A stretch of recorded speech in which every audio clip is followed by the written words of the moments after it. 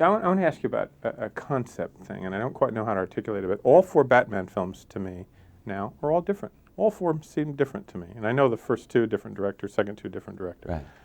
But they all have kind of a different shape and form to them. Is that by design, or did that just happen? Or? Well, you know, in my case, I was not asked to copy Tim's versions of Batman.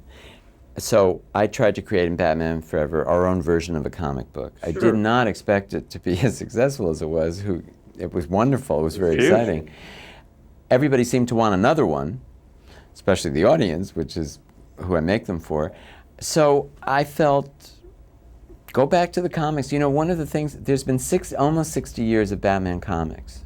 There's every kind you could possibly imagine, from the lightest to the darkest. And so I'm always trying to give the audience something fresh and new in every movie I do, and so I've never done a sequel before. I just wanted to reward them with the best possible comic book movie I could make, and I'm learning on the job with Batman. And really, in what way? Well, you know, I didn't really know what I was doing with Batman Forever. I'm trying to understand what the audience wants, where we fit in it, and so... And they're bigger films than you've done. I mean, they're different than you've done. Very different. Very different. They're not introspective movies. They are big pop movies. Exactly. And I wanted very much to give the audience the best pop art I can. I want to give them great visuals, great action, great villains, great heroes. And I also wanted, because I didn't realize the size of the audience and the ages, and you know, we've got to be responsible here. You know, I don't want Batman and Robin to kill people. I want them to solve the evil without using murder. We have enough violent movies, and I've made a lot of them, so I'm not pointing a finger at anyone else. But in this, I try to, you know, keep the responsibility without being Pollyanna. Sure. But we've got to have morals. We've got to have humanity. George has brought a great deal of humanity to Batman. I wanted to have a Batman that's just stopped the brooding already about your parents are dead and you're so introspective. Let's get on with it. Yes, yeah. Exactly. It's the 90s. They died when you were 8. And also, Alfred is his real parent. Yeah. Alfred is the person who raised him. And Alfred, played by the great Michael Gough, is ill. He's got to take care of Alfred. He's got to deal with Chris O'Donnell, who's like some younger brother or teenage son from hell who's in your face all the time. Going through an identity crisis. Yes, give me the car, give me the keys, give me the house. And then suddenly this beautiful young teenage woman comes in who's just as mysterious as everybody else in Wayne Manor and has a double life, and that's the great Alicia Silverstone. Then he's got to save Gotham City from Arnold freezing it. He's got to save himself and every other man from Uma kissing them to death.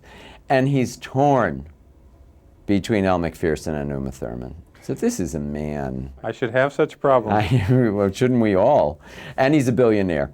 I want to ask you about charisma. You've worked with two actors who people talk about this a lot, Matthew McConaughey and George Clooney. There's something about the two of them, not that the others don't, but I want to single those out. Yes.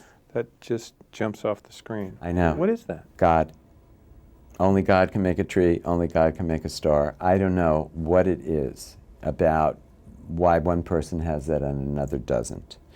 But when I saw Matthew McConaughey in Dazed and Confused, he just, as you said, he just leapt off the screen at me as a movie star. And George, I was not aware of George until I saw Dusk Till Dawn. I hadn't seen ER. I don't get a chance to see don't TV. Get out much, yeah.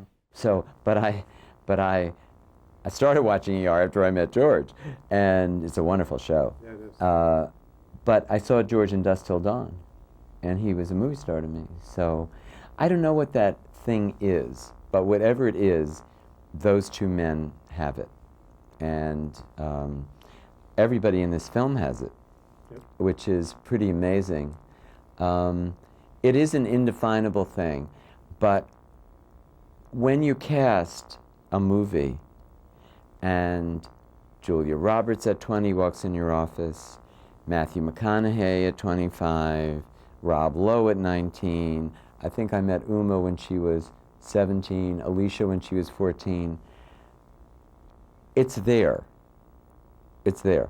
I mean, you can meet 200 people that day, but when they have that thing, and I don't know how to, it isn't just beauty, it isn't just talent, although all those people I've mentioned have it.